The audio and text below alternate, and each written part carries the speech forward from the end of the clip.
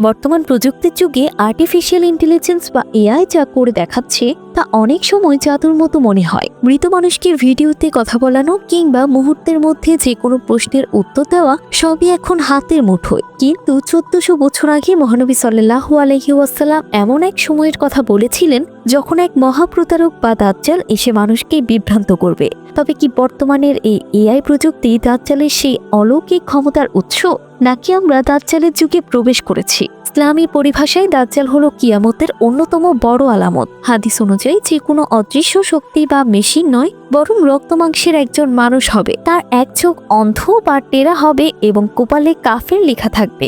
দাজ্জালের ক্ষমতা হবে অকল্পনীয়। সে আকাশকে আদেশ দিলে বৃষ্টি নামবে, মাটির নিচ থেকে সম্পদ বের করে আনবে, এমনকি মৃত মানুষকে জীবিত করে দেখাবে। তার হাতে জান্নাত ও জাহান্নামের মতো দুটি জিনিস থাকবে, যা আসলে চোখের ধোঁকা। বর্তমান এআই প্রযুক্তির সাথে দাজ্জালের কাজের অদ্ভুত মিল পাওয়া যায়।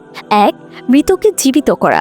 দাজ্জাল যেমন মৃতকে জীবিত দেখাবে, বর্তমানে ডিপ ফেক প্রযুক্তি দিয়ে মৃত মানুষের হুবহু ভিডিও ও কণ্ঠস্বর তৈরি করা হচ্ছে। দুই, মিথ্যাকে সত্য বানানো।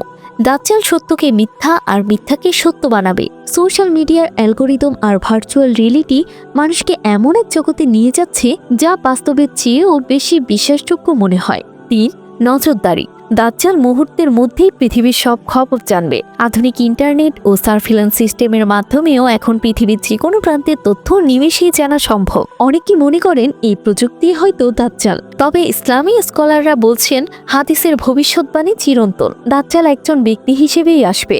সে এআই ব্যবহার করবে নাকি আল্লাহ তাকে বিশেষ অলৌকিক ক্ষমতা দেবেন তা তর্কের বিষয়। কিন্তু প্রযুক্তিকে দাজ্জাল বলে ট্যাগ দেওয়া বা দিন তারিখ ঠিক করা উচিত নয়। প্রযুক্তি মানুষের তৈরি, এর ভালো মন্দ উভয় দিক আছে। আমাদের দায়িত্ব হলো প্রযুক্তির দাসে পরিণত না হওয়া। নবীজি সাল্লাল্লাহু আলাইহি ওয়াসাল্লাম শিখিয়েছেন, যারা সূরা কাহফের প্রথম 10 আয়াত মুখস্থ করবে তারা দাজ্জালের ফিতনা থেকে নিরাপদ থাকবে। তাই আতঙ্কিত না হয়ে ঈমানের সাথে প্রস্তুতি নেওয়াই মুমিনের কাজ।